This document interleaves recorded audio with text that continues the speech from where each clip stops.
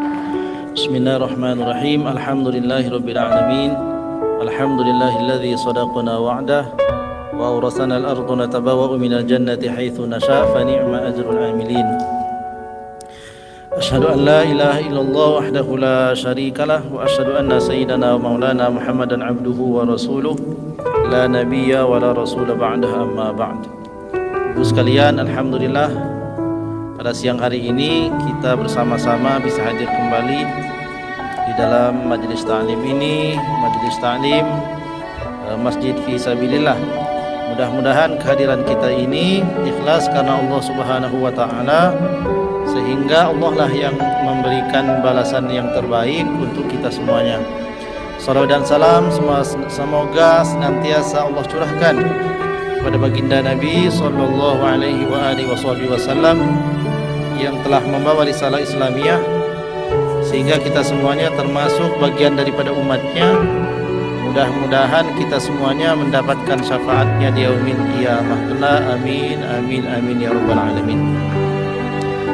Ibu sekalian, hari ini kita akan membaca kitab Hidayatus Salikin fi Suluki Maslakil Muttaqin, yakni kitab yang disusun oleh Syekh Abdul Somad Al-Falimbani, yang merupakan ringkasan daripada kitab yang ditulis oleh Al-Imam Abu Hamid Muhammad bin Muhammad Al-Ghazali At-Tusi.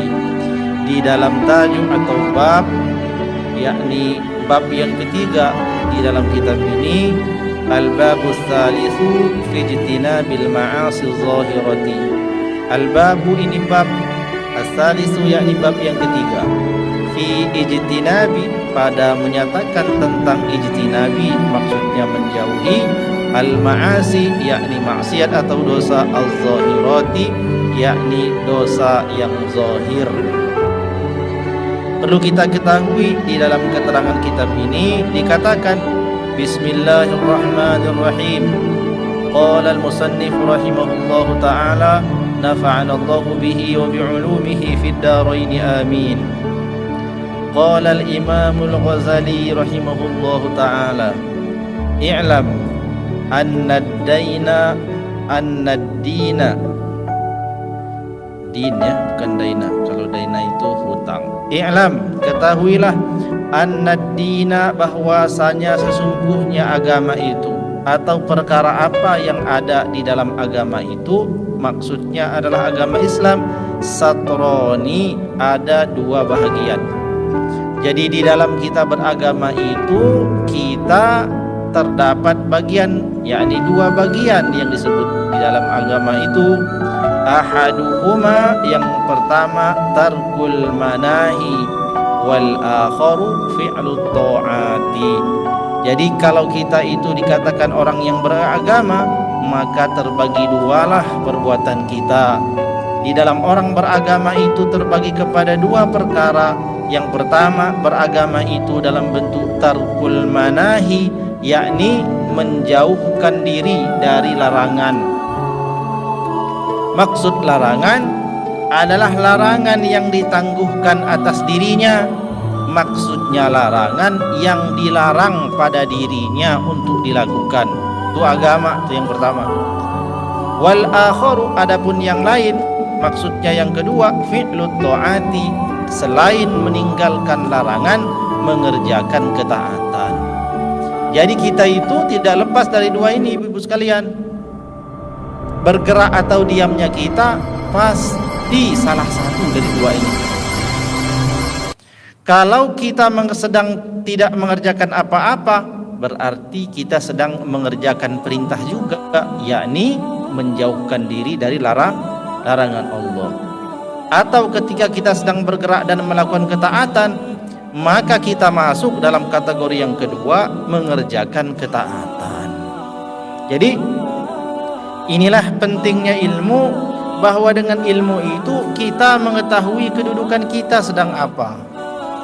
Kalau sekarang ibu melangkahkan kaki dari rumah, niatnya benar, yakni menuntut ilmu, datang ke majelis ta'lim. Dalam rangka apa itu? Dalam rangka yang kedua, yakni fi'lut ta'at, mengerjakan taat. Jadi ibu-ibu sekarang kita semuanya zahirnya yang terlihat sedang melaksanakan ketaatan.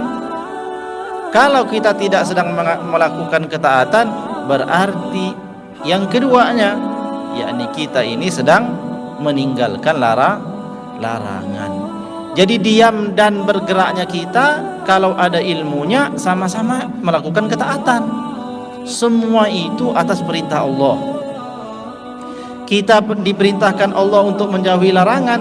Bentuk menjauhi larangan itu bagaimana? Ya diam. Diam kan? Diam. Tidak berbuat sesuatu yang dilarang. Ketika Allah Subhanahu wa taala melarang kita untuk mencuri, pada saat ini kita diam dari mencuri. Diamnya kita ini kalau niatnya untuk meninggalkan kemaksiatan, maka itu dihitung ibadah.